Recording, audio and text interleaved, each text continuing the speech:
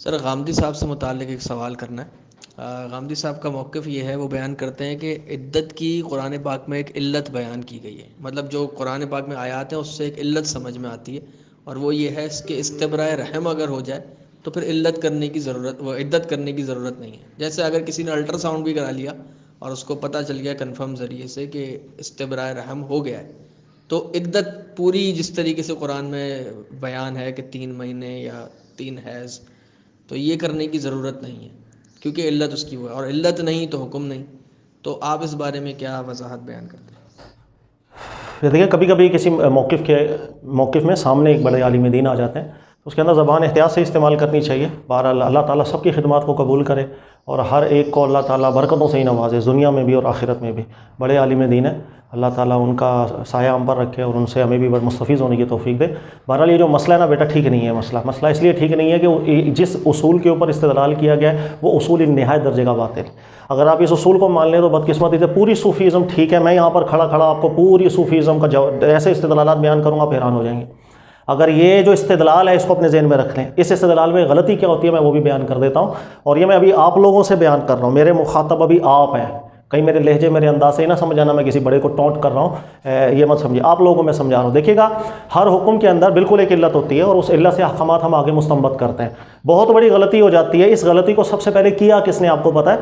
صوفیاء کے اندر وہ طبقہ کہ جو بالکل بگڑ گیا تھا، جس کو ہر عالم دین نے، ہر مسلک اور ہر طبقے کے عالم دین نے کہا کہ یہ غلات ہیں، یہ حد سے نکلنے والے ہیں۔ سب سے پہلے یہ اصول استدلال انہوں نے مرتب کیا تھا۔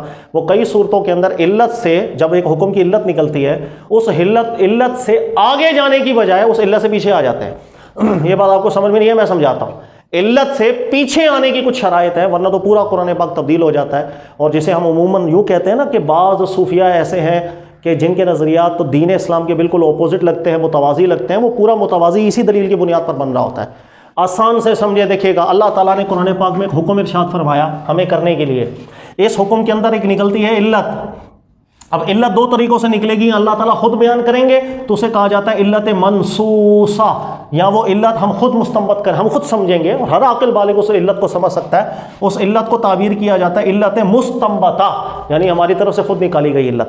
اب اس علت کی بنیاد پر ہم آگے کے مسائل حل کرتے ہیں کہ آگے آنے والے دور میں ہمیں کوئی بھی مسئلہ آئے تو اسی علت کے زمرے میں جو آ رہا ہوگا ہم قرآن کا حکم وہاں متعدی کر دیتے ہیں، جو حکم جو آگے آنے والا مسئلہ اس علت میں نہیں آ رہا ہوگا وہاں حکم شرعی کو ہم متعدی نہیں کرتے ہیں۔ آسان سی مثال ہے، اللہ نے خمر کو حرام کیا، شراب اس کے اندر علت ہے، نشہ اس کے اندر علت ہے۔ آئندہ آنے والے دوروں میں جب کبھی کوئی چیز ہمارے سامنے نشہ آور آئے گی، اسی علت کی بنیاد پر ہم خمر والا حکم آگے لے کے چلے جاتے ہیں۔ ذہن میں رکھیں، عام اصول یہ ہے، سوائے ایک صورت ہے کہ جب ہم علت سے پیچھے بھی آ سکتے ہیں، عام اصول 99% یہ ہے، اللہ تعالیٰ ہمیں جو حکم ارشاد فرماتے ہیں اس سے جو علت نکلتی ہے، اس علت کی بنیاد پر ہم آگے مسائل کو حل کرتے ہیں، اس علت کی بنیاد پر پیچھے جا کے اللہ کے حکم کو نہیں بدلتے، ورنہ پورا قرآن بدل جائے۔ یہ غلطی ہوتی ہے۔ دیکھیں، جب اللہ نے حکم بیان کیا، اس حکم سے میں نے علت نکال دی۔ اللہ کا حکم اپنی جگہ برقرار ہے، اس لیے کہ اللہ نے نہیں صراحتاً فرمایا تھا میرے اس حکم کے اندر یہ علت ہے، اس علت سے تم لوگ آگے جاؤ پیچھے جاؤ۔ وہ ہمارا اجتہاد ہے کہ ہم نے اس سے ایک علت کو سمجھا، اور جو میں نے سمجھا اس بنیاد پر میں اللہ ہی کے حکم کو نہیں بدل سکتا، کبھی بھی نہیں بدل سکتا۔ اللہ کا حکم اپنی جگہ، اس حکم سے نکلتی ہے ایک علت، اس علت سے میں نے آگے جانا ہوتا ہے، پیچھے نہیں۔ آگے مطلب آگے میرے سامنے کوئی بھی سچویشن، صورتحال ایسی ہے جس صورتحال کے اندر میں یہ دیکھوں کہ قرآن کی علت یہاں پر آ رہی ہے تو حکم قرآن والا یہاں بھی لے کے آ جاؤں گا، نہیں آ رہی تو وہ حکم نہیں لا سکتا میں۔ لیکن ہمارے یہاں غلطی کیا ہوتی ہے؟ وہ غلطی یہ کہ ہم جو علت نکال لیتے ہیں، اس علت کو مڑ کے ہم اللہ کے حکم پہ ہی لگانا شروع کر دیتے ہیں کہ بھائی چونکہ اللہ کے حکم میں یہ علت اب نہیں پائی جا رہی، اللہ کے حکم پر عمل کرنے کی ضرورت ہی نہیں ہے۔ نہایت فضول درجے کا یہ استدلال ہے۔ کیسے میں اس کی مثال آپ کو دیتا ہوں کہ جو صوفیاء غلات تھے انہوں نے کیا ہی یہ ساری زندگی، متوازی دین کیسے کھڑا ہو گیا۔ مثال کے طور پر اللہ نے فرمایا اقیم الصلاۃ لذکری، اللہ نے فرمایا نماز قائم کرو، اس کی وجہ، اس کی علت، اس کی ریزن اللہ نے خود بیان کر دی۔ علت یہ ہے لذکر، ہمارا ذکر، ہماری یاد کے لیے نماز پڑھو۔ بہت آسان سا استدلال ہے صوفیاء کا، جو بگڑ گئے تھے صوفیاء، ان کی بات کر رہا ہوں۔ بہت آسان استدلال ہے، اللہ نے نماز قائم کرنے کا حکم ارشاد فرمایا، اس کی یاد۔ ارے جس صوفی کے اندر 24 گھنٹے اللہ کی یاد سما گئی ہو، نماز کی علت تو اس کے حق میں ہے ہی نہیں، وہ کیوں نمازیں پڑھے؟ پھر اس کے لیے نماز معاف ہو گئی ہے۔ وہی تو استدلال ہے، علت نکال کے پیچھے گھس گئے، اللہ کے حکم کو پامال کر دیا۔ اللہ نے جو حکم دیا ایز اٹ از وہ حکم رہتا ہے، جب تک ایک شرط ہے اس کی، ورنہ ہم علت سے پیچھے جا سکتے ہیں، وہ بھی میں بیان کرتا ہوں۔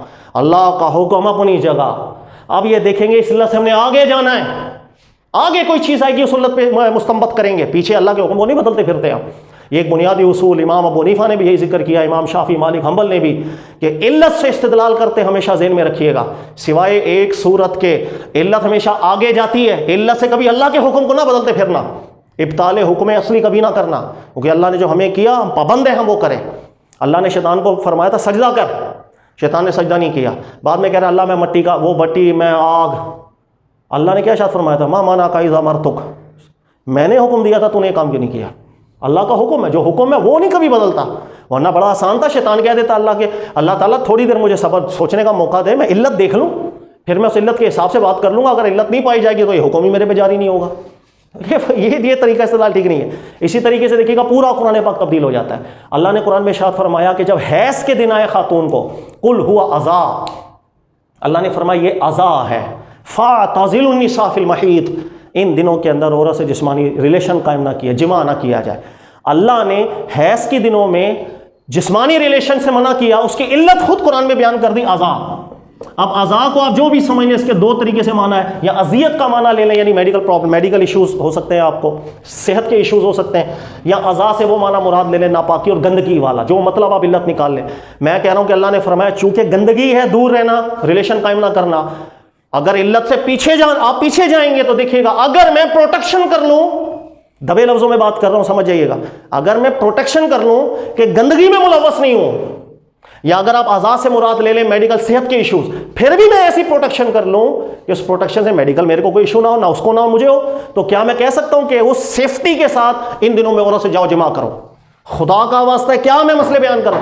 علت سے ہمیشہ آگے جاتے ہیں، علت سے پیچھے اللہ کے حکم کو نہیں بدل رہے ہوتے. ورنہ میں آپ کو بہت آسان سی مثال دی ہے، چونکہ یہ گندگی ہے، ان دنوں میں عورت سے جمع نہ کرو. میں کہہ رہا ہوں کہ اگر گندگی کی پروٹیکشن کر لی جائے، بہت سے طریقے ہیں پروٹیکشن کرنے کے، یا اعضاء سے مراد آپ یہ لے لیں کہ اعضاء سے مراد صحت کے ایشوز ہیں، اذیت والا معنی آپ مراد لے لیں. دونوں صورتوں کے اندر اگر میں پروٹیکشن کر لوں، کیا اللہ کا حکم بدل دوں گا؟ کیا میرے لیے حلال ہو جائے گا کہ ان دنوں کے اندر میں عورت سے؟ یہ تو قرآن کا ہر حکم بدل جائے گا. متوازی دین یوں ہی تو کھڑا کیا تھا صوفیوں نے اسی استدلال کی بنیاد پر. ہر استدلال صوفیوں کا جو غلات تھے صوفیہ ان کا یہی تھا، وہ علت حکمت اپنی نکال کے اس کے عبارت النص قرآن کے بدلتے پھر گئے. عبارت النص کبھی نہیں بدلے گا، اس علت سے آگے جانا ہوتا ہے، اللہ کے حکم کو نہیں بدلنا ہوتا. اسی طریقے سے تیسری مثال لیں، اللہ تعالیٰ نے قرآن پاک میں ارشاد فرمایا میتہ حرام ہے. علت بتا دیں آپ کیا ہے؟ وہ جانور جس کا ذبح کر کے خون نکال دیا حلال، جو خود مر گیا حرام. واضح سی علت ہے، ہر بندہ سمجھتا ہے زکا، خون نکل گیا، خون سے جسم ناپاکی نکل گئی. سر یہی علت ہے. اب میں آپ کو بتاؤں جس علت سے اللہ تعالیٰ نے مردار کو حرام کیا، آج سے مردار کھانا حلال ہے. کیوں؟ آپ اس گوشت کو لے جو مردار کا ہے، لیبارٹری کے اندر لے کے چلے جائیں، بالکل آسان پروسیس کے ساتھ اس کے مضر صحت خون کی ساری گندگیاں نکل جائیں گی. یوں نکل جائیں گی، بالکل پیوریفائی ہو جائے گا، بلکہ جو ذبح کیا اس سے بھی زیادہ اچھا ہو سکتا ہے. تو اس بنیاد پر میں کیا بولوں، چونکہ اب علت نہیں پائی جا رہی، مردار کھانا حلال ہو گیا. مفتی کامران نے فتوا دیا مردار کھانا حلال ہو. علت سے میں نے آگے جانا تھا، علت سے پیچھے اللہ کے حکم کو نہیں بدلنا تھا. ہر حکم بدل گیا اس طریقے سے. اور مثال لے لو، اللہ نے فرمایا لا تقربوا زنا. زنا سے اللہ نے منع کیا. ہمارے دین میں دو چیزیں ہیں، نکاح اور گھریلو جو خاندانی نظام ہے، سسٹم ہے، حقوق کے ساتھ اللہ نے اس کو ثابت رکھا. کیوں؟ اس لیے کہ نسب کی بھی حفاظت ہو، ایک نظام کی حفاظت ہو، گھریلو خاندانی نظام زبردست پاکیزگیاں ملے. زنا کے اندر کیا علت تھی؟ نہ وہاں نسب کی حفاظت، نہ وہاں پر حقوق کی، کچھ بھی نہیں. ایسا ہی ہے نا، اسی جو مرضی علت نکال لو. مثال کے تو ایک علت میں سمجھانے کے لیے بتا رہا ہوں، میں نسب کا اختلاط تھا، خاندانی نظام کے اندر نہیں تھا، وہاں نسب ثابت ہوتا ہے، بچوں کی پرورش ہوگی اچھے طریقے سے، اخلاق. یہاں پر ایسا کچھ نہیں تھا. اب میں آپ کو بول رہا ہوں کہ میں اگر نسب مختلط نہ ہونے دوں تو کیا میرے لیے زنا حلال ہے؟ بھائی میں اس علت میں نہیں آ رہا، کیا میں اللہ کے حکم کو بدل سکتا ہوں؟ آپ جو مرضی علت نکال لیں زنا کی، اللہ نے نکاح کو جائز رکھا، زنا کو حرام کی. میں بولوں جو علت نکالو، میں وہ علت پوری نہیں ہونے دوں تو کیا میرے لیے حلال ہے؟ انا للہ و انا الیہ راجعون. علت سے آگے جایا جاتا ہے، اللہ کے حکم نہیں بدلے. زنا حرام ہے، حرام رہے گا بروز قیامت تک. چاہے آپ اس کے اندر نسب کا خیال رکھیں، چاہے آپ اس میں حقوق بھی بیویوں والے دینا شروع کر دیں، جو ایک بیوی کے ساتھ زندگی بھر کے حقوق کے سارے کرنا شروع کر دیں، پھر بھی وہ حرام رہے گا بروز قیامت تک. ٹھیک ہے؟ تو پورے قرآن پاک میں اور بھی کوئی حکم آپ کے ذہن میں آ رہا ہے میرے سامنے کر دیں، میں آپ کو ابھی اس کی علت سے اللہ کے حکم کو بدل کے بتا دیتا ہوں. یہی وجہ ہوئی تھی جو غلات صوفیہ تھے، انہوں نے علتیں نکال کے اللہ کے حکموں کو بدلنا شروع کر دیا، متوازی ان کے سارے معاملات کھڑے ہونا شروع کر دیے، نمازوں میں رعایت، روزوں میں رعایت۔ صوفیہ کا کیا استدلال تھا؟ اللہ نے قرآن میں روزے کی کیا بات کی؟ اللہ نے فرمایا روزے اس لیے لعلکم تتقون، تاکہ تقوی تمہارے دلوں کے اندر آئے۔ وہ کہتے ہیں کہ تقوی دلوں میں لانے کے لیے روزے ہیں، جس کی طبیعت تقوی سے بڑھ کر اتقا ہو جائے اس میں یہ علت ہونی نہیں چاہیے، روزے اس پر کیوں؟ ہر چیز کے اندر یہی تو ڈنڈیاں انہوں نے مار دی، علت سے اللہ کے حکم کو بدلنا شروع کر دیا۔ اللہ کا حکم نہیں بدلتا، اللہ نے فرمایا ایسا کرنا ہے ویسا ہی کرنا ہے، ہاں اس سے ہم نے علت نکال کے آگے جانا تھا۔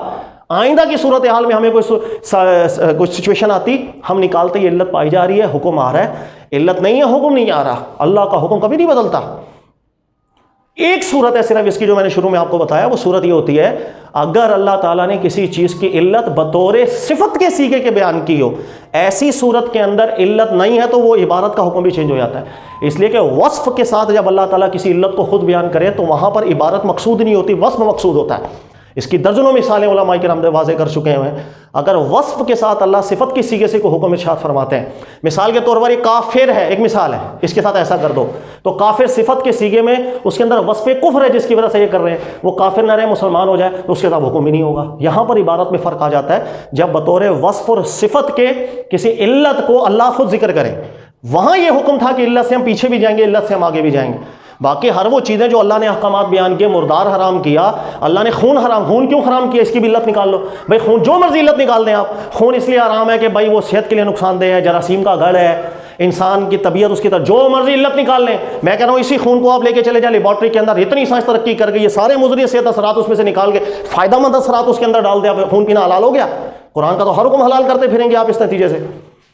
اللہ نے مردار کو حرام کیا، اللہ نے جتنی چیزوں کو حرام، زنا کو اللہ نے حرام کیا، دیگر چیزوں کو، جہاں پر وصف کے سیغے سے اللہ نے ذکر نہ کیا وہاں علت سے ہمیشہ آگے جانا ہوتا ہے، علت سے پیچھے آگے قرآن نہیں بدلنا ہوتا، ورنہ پورا قرآن کے احکامات بدل کے آپ نیا دین کھڑا کر دیں۔ لہٰذا یہ اصول ٹھیک ہے کہ علت جہاں ہے حکم ہے، علت جانی حکم نہیں، لیکن اس میں ایک شرط ہوتی ہے، اگر علت مستنبطہ ہے اور اللہ تعالیٰ نے آپ کو ایک عمل کرنے کا حکم دیا تھا، اس عمل کے اندر خود کسی صفت کے سیغے کے ساتھ علت ذکر نہیں ہوئی تھی، وہاں اللہ کا حکم انٹیکٹ ہوتا ہے، بالکل قیامت تک رہے گا۔